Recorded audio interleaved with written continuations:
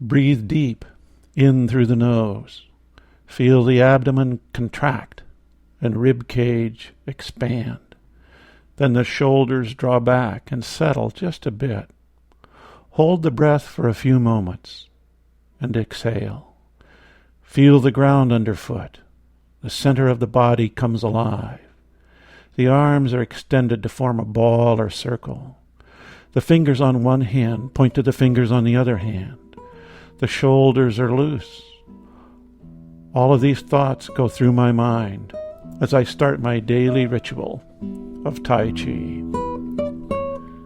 This is Retirement Talk. I'm Del Lowry. In a recent email to Retirement Talk, John from McLean, Virginia, wondered if I could talk a bit about Tai Chi. He exercises regularly, is close to retirement age, and feels a bit tense at his work.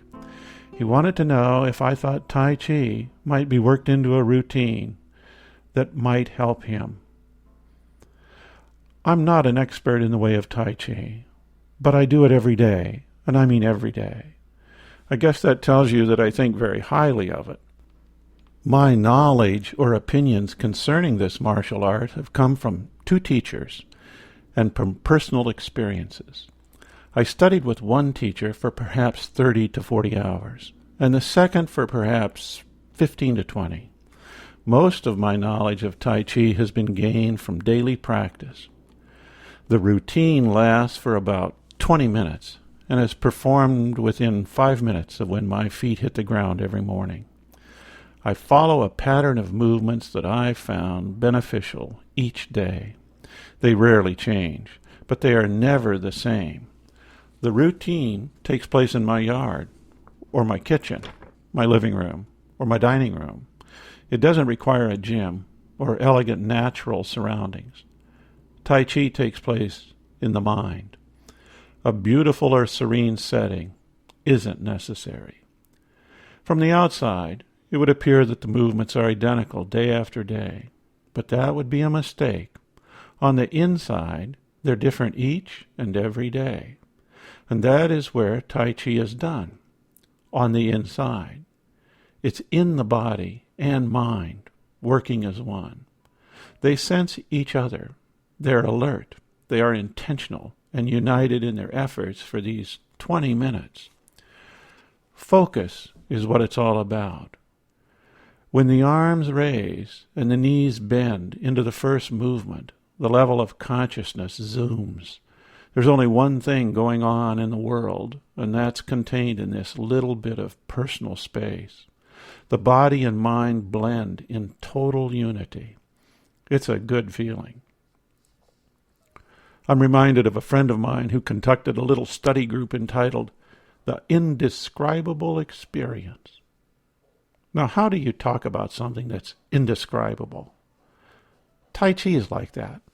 I search for expression, knowing that I will fall short. But my first 10 minutes are spent in flexing, stretching, and balancing exercises that I do with a sense of Tai Chi, slow, steady, and focused. I've chosen them because they seem to fit my own personal needs. They work. Then I go through 24 forms or movements. I learned perhaps 7 of them 15 to 20 years ago, and I added the others 5 or 6 years ago. I also analyzed and imitated one particularly good video I found on YouTube. The link is posted in the text to this podcast. I would repeatedly watch just one movement each day for perhaps 2 or 3 weeks until I had the form internalized. My first encounter with Tai Chi came through injuring my back. The doctors had done everything but surgery, and I didn't want to go there. I heard of a guy who used Tai Chi in his business, Revive a Back. I hesitated, but thought I would give it a try. 1 session, and if no positive results, I wouldn't go back. I've done Tai Chi every day since that first session. He believed in mirrors. I now have 2 in my house, full-length mirrors. For much of the sessions, we would stand in front of a mirror and see what we were doing. We would feel certain movements and see what our body looked like as it changed with our willed effort. Small changes were made daily, and the body started to come alive. I found muscles that I never knew existed. He would coach me with, pull that in, or lift that up, or look at what you're doing with your body. One of his favorite lines was, we need to put a body under that head. My posture was terrible. Today the mirror takes just a few seconds of my time, but I check it daily. I look for the line. I check posture. I almost want to say that posture is what it's all about. You want to become centered in a body that is aligned and balanced. I check this before and after each session. It serves as a visual reminder.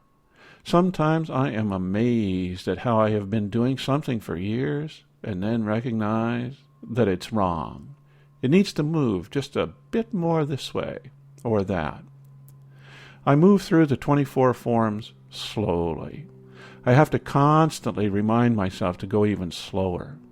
Just today the thought cruised through my mind that I had to bend the knees a little more and move just a bit more smoothly. Different muscles were called into play. The change felt so good. I never consider discovering my chi, whatever that is. I just go through the motions and try to bring mind and body together.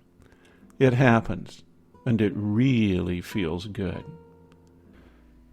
You are the one in charge of discovering and developing your own Tai Chi. If you just learn a few basic things and stay disciplined, you will discover your own way.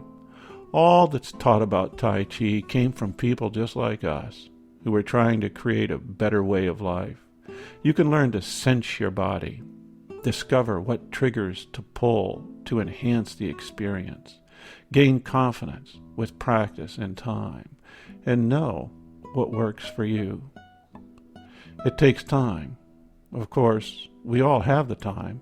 It's just a matter of prioritizing. For me, Tai Chi is at the top of the list. That's why I do it first thing in the morning. I've missed work. I've missed lunch. And I've even missed a few nights of sleep. But I've never missed Tai Chi. This is Retirement Talk. If you have a question or comment, please contact Del at retirementtalk.org.